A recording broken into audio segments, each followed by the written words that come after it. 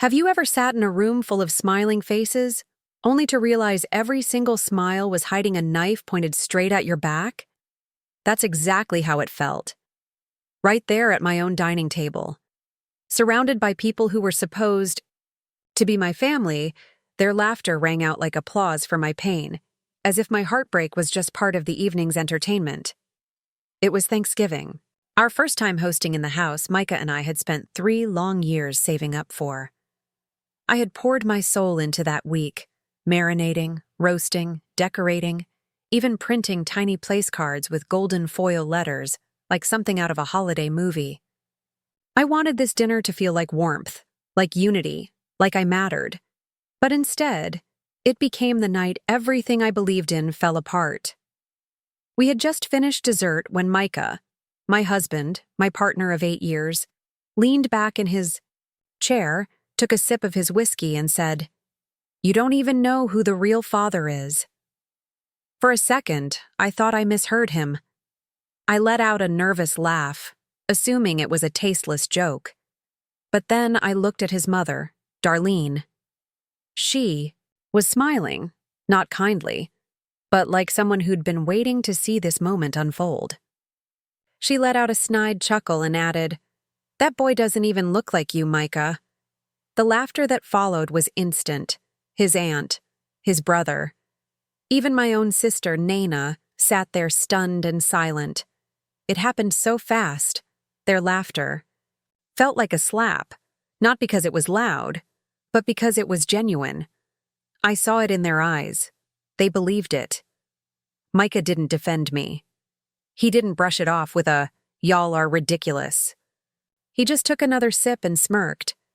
I remember my stomach knotting up, my throat closing, and my hands going cold. I looked at my son, Cairo, sitting right beside me. He had stopped eating, fork down, face frozen. He'd heard it, every word. And while they were laughing, something inside me was cracking open. I'd spent years trying to prove myself to Micah's family. Darlene had never liked me, never pretended otherwise. She said I acted too perfect, like I thought I was better than everyone else. The truth? I was just trying to survive. I was 24 when I met Micah. No family wealth. Working 2 jobs, struggling through nursing school. And then came Micah, confident, charming, generous. Like a lifeboat. My dad, Reggie, never trusted him, but I was so desperate to believe someone had finally chosen me. And maybe in the beginning, he did. But Micah changed. Slowly. Became colder. Distant. Constantly critical. Like I owed him everything. Still, I stayed. For Cairo. For the idea of the family I thought I was building. And now, with one cruel sentence, he had destroyed it. Right in front of our child. But before I could say anything, Cairo did something I will never forget. He stood up. My little boy, just 7 years old. Skinny in his blue plaid shirt, the one he insisted on wearing because it made him look like a gentleman. He stood, pushed his chair back, and said in a clear, steady voice, "Actually, I know who he is." The room went dead silent. I didn't even breathe. Darlene stopped smiling. Micah's glass hung mid-air. Every eye turned to Cairo. In that moment, it hit me. This wasn't about me anymore. It was about him. He had heard every joke, every insult, every whispered word they thought he was too young to understand. But he had understood. All of it. And now, he was ready to speak his truth. I'll never forget the look in his eyes. Calm, sure, far too grown for a boy his age. I reached out to hold his hand, but he gently pulled away. He wasn't finished, and neither was this story. The strange thing about pain is that sometimes you don't even realize how much of it you're carrying until you're in a room full of people who keep adding more to your load. Thanksgiving was supposed to mark a new beginning. Our first real holiday in the house Micah and I bought that spring. A 3-bedroom colonial nestled in a quiet Georgia suburb. It was our dream home.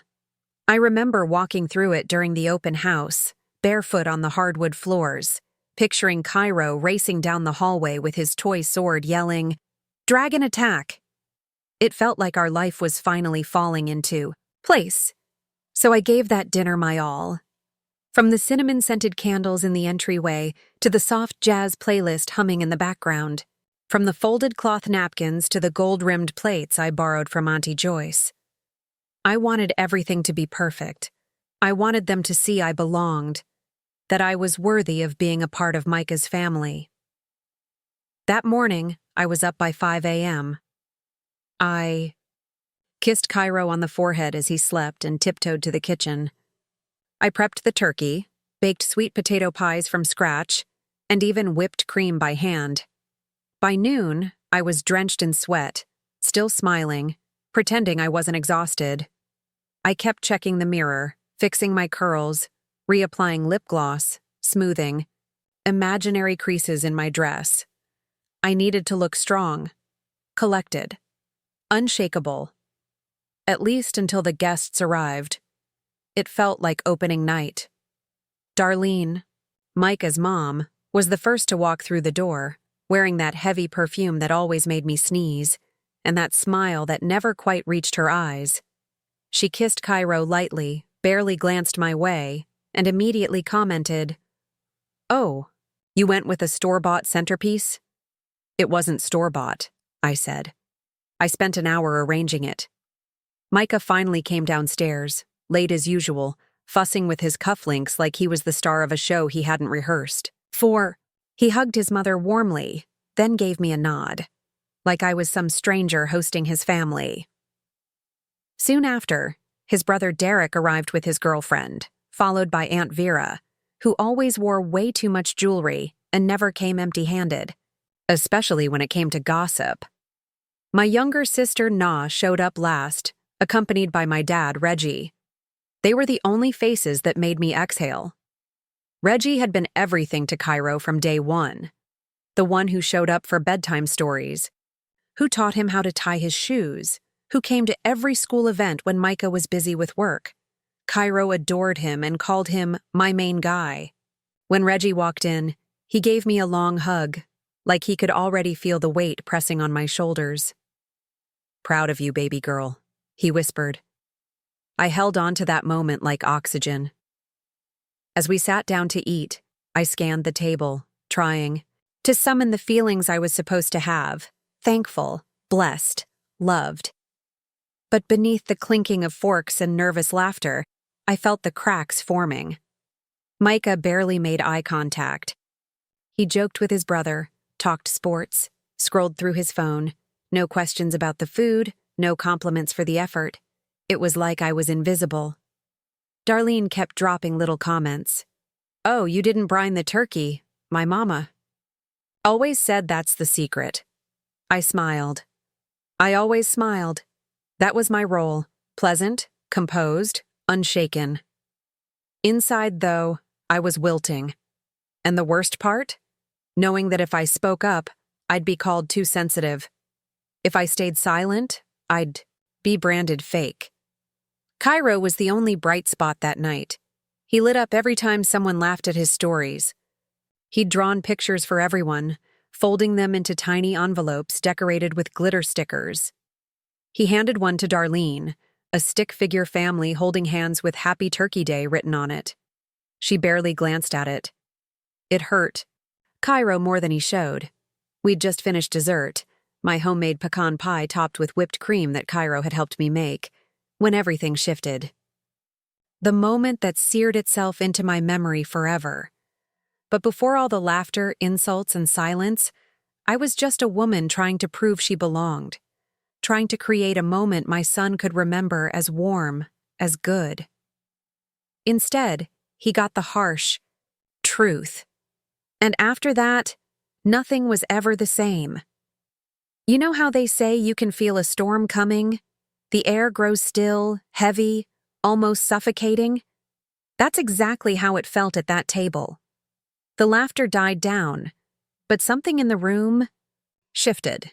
I didn't realize it then, but the moment that would unravel everything I'd worked so hard to build was about to hit. We were passing around second slices of pie. Cairo was telling Aunt Vera how he helped with the whipped cream. I found myself thinking, maybe this isn't so bad. Maybe we made it through. That hope lasted barely 2 minutes.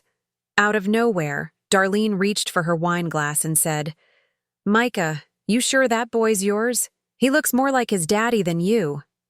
The words hung there, poisonous and sharp. Micah didn't even flinch. He leaned back in his chair, smirking like this was just another episode of family banter, and said, "You don't even know who the real father is." I froze. At first, the words felt unreal, like someone else had said them, someone cruel and unrecognizable. But it was him, my husband, the man I had built a life with. My first reaction was to laugh, to deflect, to hope it was a terrible joke. Because the alternative, that he meant it, was too humiliating to accept. I looked at him, searching for a smirk, a wink, any sign that this was all a cruel game. There was nothing, only silence, then laughter. Darlene burst into a wheezing chuckle, covering her mouth like she'd been waiting for this moment her whole life. "Oh, Lord," she said. "I always knew something was off." Kik laughed too, shaking his head, while even Vera wore a half smile, as if she was trying not to get involved but couldn't help herself. Na stared at me, eyes wide with panic, like she wanted to say something but didn't know how. My dad was silent. His jaw clenched so tightly I thought his teeth might crack, and my son, my sweet, sensitive, big-hearted Cairo, sat right next to me, eyes locked on his father. He wasn't laughing, he wasn't confused, he was listening. I felt my body go, cold. The pie in my mouth turned to ash. Suddenly, every little sound was amplified. The clinking of Micah's spoon against his plate, the swirling of Darlene's wine glass, the faint scent of cinnamon lingering in the air, mocking me for trying too hard. Micah said nothing else. No explanation, no apology. Just leaned back and took another sip, as if what he said was the most casual thing in the world.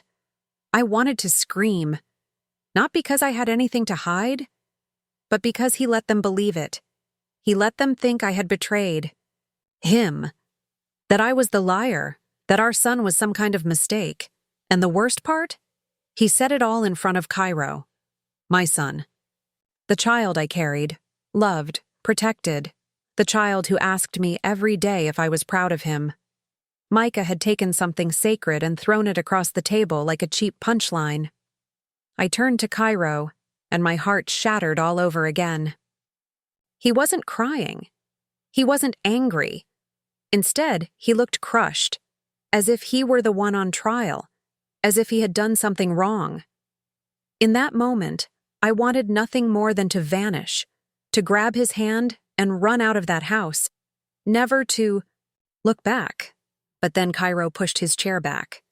He stood up, calm, steady, quiet. The entire room fell silent. Even Darlene stopped mid-sip, eyes locked on him. Cairo scanned the room, his eyes wide yet unshaken, and said clearly, "Actually, I know who he is." My breath caught in my throat. I reached out, not to stop him, but to protect him, but he moved just out of reach. Micah raised a brow, voice sharp. "Cairo, sit down." But my son didn't move, didn't even blink. In that instant, something hit me. This wasn't my moment to control. This was his moment. Cairo stood in the center of that dining room, like he wasn't surrounded by adults who had just mocked his very existence. He didn't fidget or look away.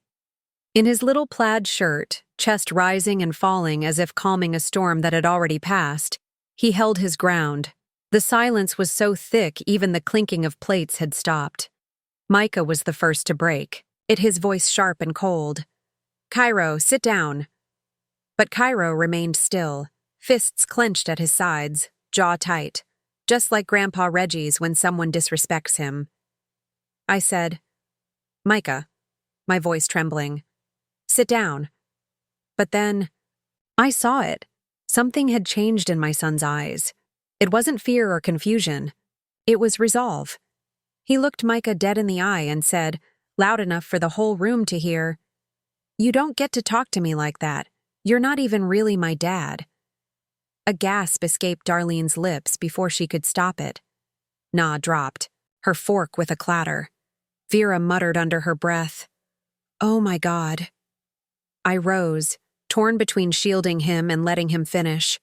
My legs felt weak, but my heart whispered, "Let him speak." Micah barked a harsh laugh, like Cairo had just told. A bad joke. "What are you talking about? Don't be ridiculous." But Cairo turned to the table, voice trembling but steady. "I heard you that night in the kitchen. You told someone on the phone you only stayed with us to keep up appearances. You said, 'You never really felt like my dad.'" Now it was Micah's turn to freeze. His mouth hung open, but no words came out. Cairo scanned the room, at his uncle, his grandma, his aunt, all the people who had just laughed at him like his identity was a joke. "I know who my real dad is," he said, then turned to Reggie. "My father. He's right there." Reggie's eyes welled with tears. He didn't say a word, just stared at Cairo as if seeing him for the first time, remembering every moment they'd shared. "That man," Cairo said, pointing at his grandfather, "taught me how to ride a bike. He came to my school when I was scared to perform. He tells me stories every night at his house. He always tells me I'm brave, even when I don't feel it." Darlene tried to interrupt. "Sweetheart, your daddy—" "No." Cairo cut her off with a strength I'd never heard from a child before. "Micah is my mom's husband, but he's not my dad. Not really." The silence that followed was heavier than anything I'd ever felt. Suddenly, Micah stood, chair scraping loudly against the floor. "This is ridiculous," he snapped. "Zariah, you're just going to let him disrespect me like this?" I faced him, and for the first time in years, fear didn't grip me. "No," I said firmly. "I'm not going to silence him just because it makes you uncomfortable. He's telling the truth." Micah's mouth opened, then closed again, searching the room for support. But no one met his gaze. Not even Darlene. Cairo walked back to his seat slowly, but he didn't bow his head or shrink away. He sat like a boy who had earned the right to take up space, and I had never been prouder. He turned the doubt, the shame, the whispered questions they threw at him into raw, unshakable power. In 5 minutes, he showed more courage than I had in 5 years. That moment changed everything. Not just how they saw him, but how I saw myself. I wasn't just a mother anymore. I was raising a lion. The silence after Cairo sat down wasn't awkward. It was the kind of stillness that follows an earthquake, when everyone's trying to figure out if the ground beneath them is still steady. No one touched their plates. No one blinked. You could even hear the low hum of the refrigerator. From the kitchen, Micah stood stiff at the end of the table, arms crossed, face tight like a balloon about to burst. I could see the fury building in his eyes, ready to explode. But he didn't yell. Not yet. Because somewhere deep inside, even he knew the boy had just told the truth. "Don't flatter yourself," Micah finally muttered toward my father. "Reggie, you're not his dad just because you babysat a few times." Reggie didn't respond. He didn't need to. His attention was fully on Cairo. He leaned in just a little and gave him the softest nod, one of those quiet, "I see you" nods. Cairo looked back at him and smiled. Just barely. That small moment felt more real than anything else in the room. Micah tried to keep talking, trying to shift the blame. "I said what I said because I was angry," he said, waving one hand dismissively. "You know how people get when they drink. It was a stupid joke, okay?" I stood up. I had been sitting silently the entire time, trying not to lose my composure. But when he called it a joke again, something inside me snapped. Clean in two. You humiliated me in front of your entire family, I said, my voice low and calm but sharp enough to cut glass. You tried to shame me in front of our child, and now you're calling it a joke? Micah looked at me like he didn't recognize me. I walked around the table, past the dishes, the spilled gravy, the wine stains on the white tablecloth. I stopped beside Cairo and placed my hand on his shoulder. He looked up at me, and I nodded. I'm not ashamed of anything, I said. Not of this boy, not of the man who raised him when you didn't, and not of myself. Darlene shifted uncomfortably in her seat, clearly struggling to regain control of the narrative. Well, Zariah, she said, I'm sure none of this was your intention, but you can see how this situation looks from our side. I turned to her, plain and clear. You don't get to have a side in this. That shut her up. Micah clenched his fists, still trying to hold his ground. You're blowing everything out of proportion, he said. We can talk about this later, privately. No, I said. We're done talking. I'm done covering. For you. You want to tell lies in front of your family? Then you can hear the truth in front of them too. I looked around the table at all the faces that had doubted me for years. Micah hasn't been around, I said. He hasn't been present. Not as a husband, not as a father. He shows up for the pictures, for the holidays, when it looks good. But not when it matters. Micah's mouth twisted, but he didn't deny it. Couldn't. Everything Cairo knows about strength, love, honesty, he didn't learn that from Micah. He learned it from my dad. From me.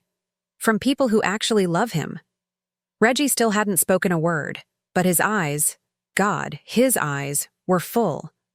Not just with tears, but with pride. Micah finally pushed his chair back and walked away from the table, muttering something under his breath. I didn't follow him. No one did. Cairo looked up at me again. This time I crouched down beside him. You okay? I asked softly. He nodded, eyes steady. I smiled through the ache in my chest. I just wanted them to know the truth.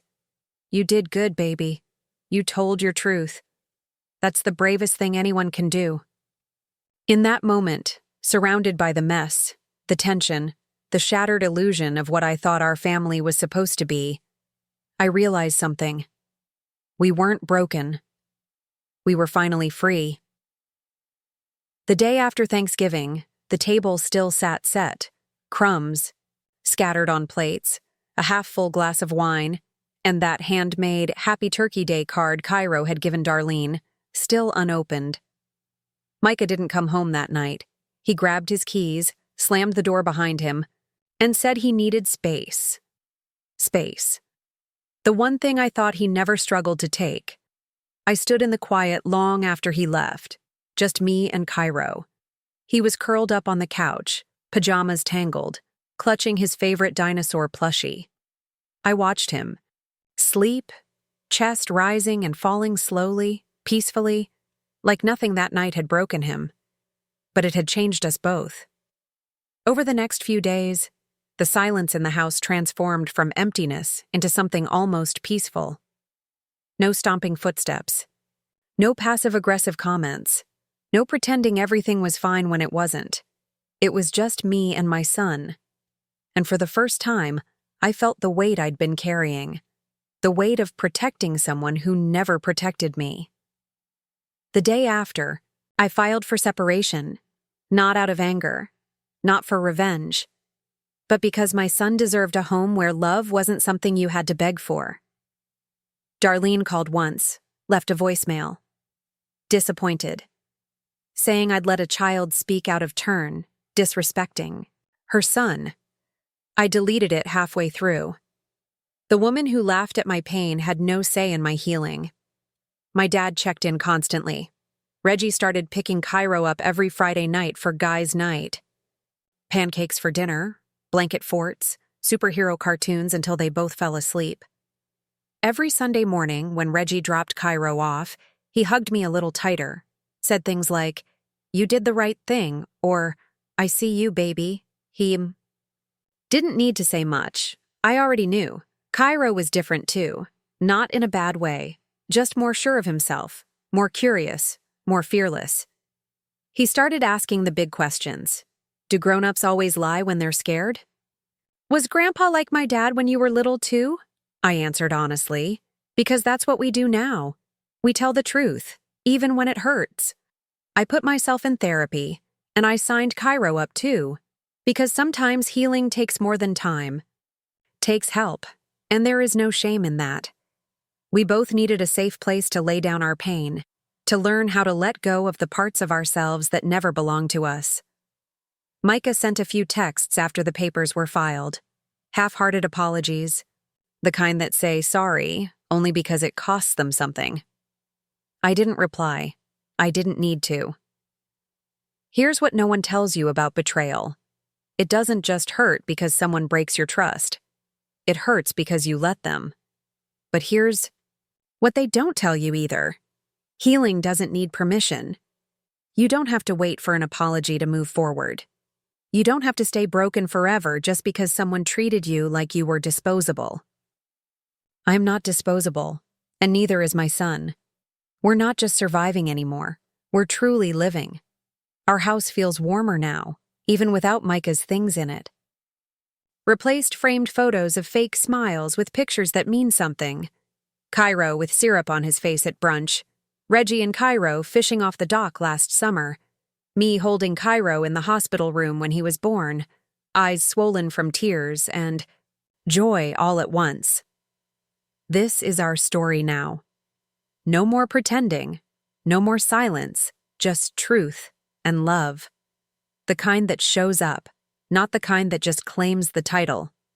So if you're watching this and you've ever been made to feel small, like your love didn't count because it didn't look perfect, listen, blood doesn't make someone a father. Love does. Consistency does. Truth does. My son, he may not have Micah's nose, but he has my heart.